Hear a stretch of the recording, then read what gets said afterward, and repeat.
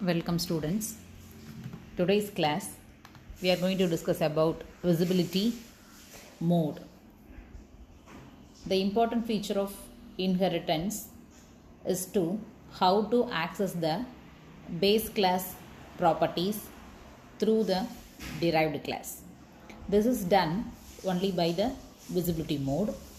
There are three types of visibility modes are there, that is private, protected and public. The default visibility mode is private visibility mode.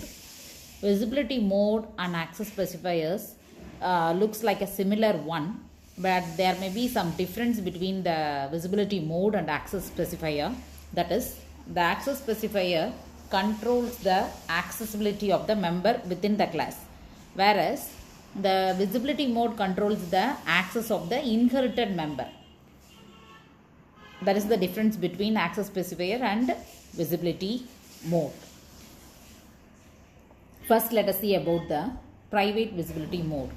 When the base class is inherited with the private visibility mode, the public and protected members of the base class become private members. In this picture, it is clearly explained. When the base class which is inherited with the private visibility mode, in base class private member, protected member, public member is there, and derived class also private, protected and public members are there. If the base class is inherited with the private visibility, means both protected and public will become as a private member of the derived class. Next, protected visibility mode. When the base class is inherited with the protected visibility mode, the protected member and public members of the base class become the protected members of the derived class.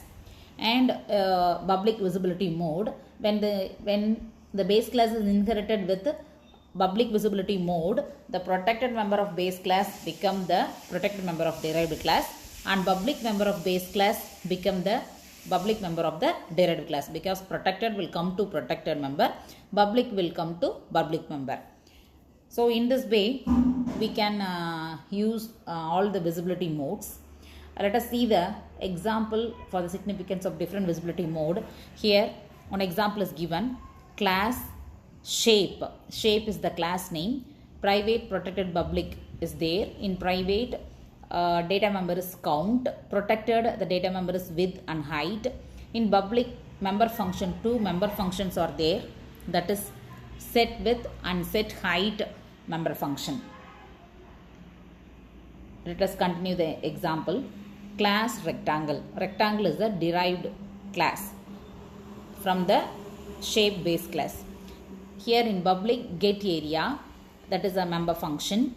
And in main, we are accessing the set width and set height, and finally we are finding the total area, that is 5 width, 7 height, so 7 into 5, 35 is the total area. We got the output.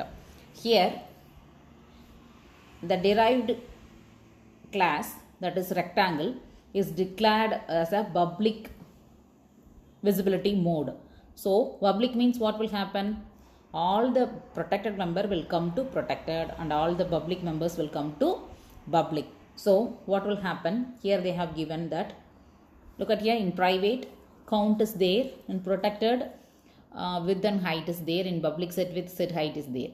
And in rectangle, in derived class, no protected and private members. In public alone, in get area member function alone, it is there.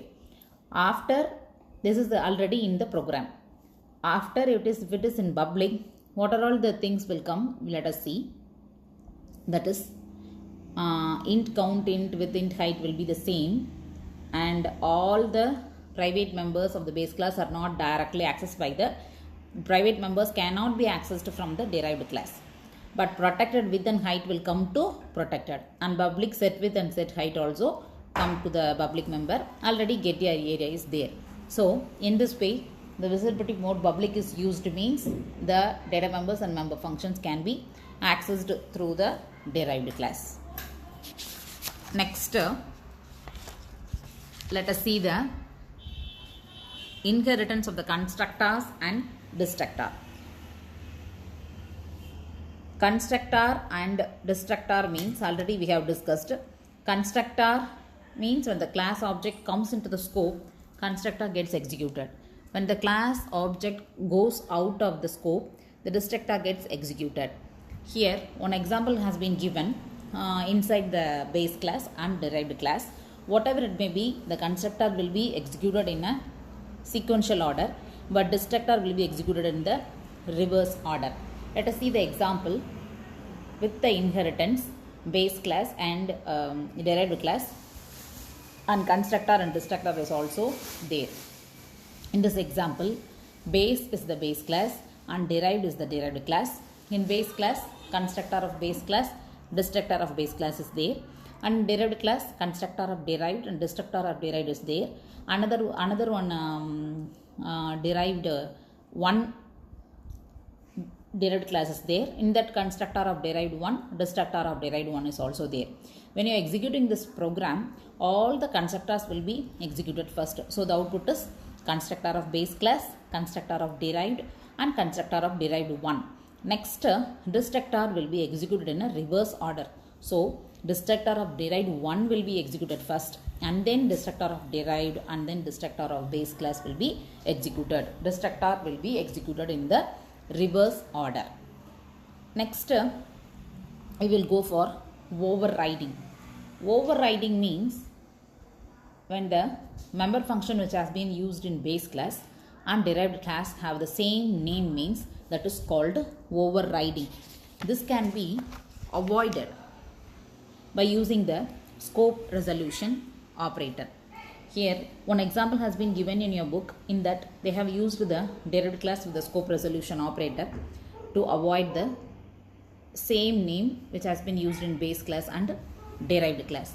Here in this example, class employee is the base class. In that, private data member is name and code, public member function is get data display, and then class staff public employee. Staff is a derived class. Next we have used void employee display. So the same name has been used again in the base class also, display is there, and the derived class staff also display is there. So in base class display we are using, means you have to use scope resolution operator. So void employee display. So which display will be executed? Base class display will be used here. And next, void staff display. This one in public in derived class display is there, no? That only we have used. Staff is a derived class. So in this way we can use. Here employee display, if you are using like this is called overriding. So in this lesson we have discussed about the inheritance. It is a main concept in hoops. Inheritance is a very, very important concept, and we have discussed about the types of inheritance and base class and derived class, and how to declare a derived class, and visibility mode. Visibility mode, three types are there: visible, private, public and protected. And also we have discussed about the constructor, destructors we have used. One more thing is there. In public visibility mode we have used the answer we have found out. It is given in the book. One more thing, it is given in your book with the protected visibility mode, means what will happen, and the public visibility mode, private visibility mode means what will happen. That is given in your book. Please go through that one also. Go through that one. It will be helpful for you to access all the inheritance concept. And also in points to remember, also many details has been given regarding this inheritance that you have to discuss. In evaluation section they have given about a program and answer the following questions also they have asked. If you are answering the questions, you can easily work out the inheritance concept. If you are having any doubt, please ask me. I will clear your doubts. Thank you.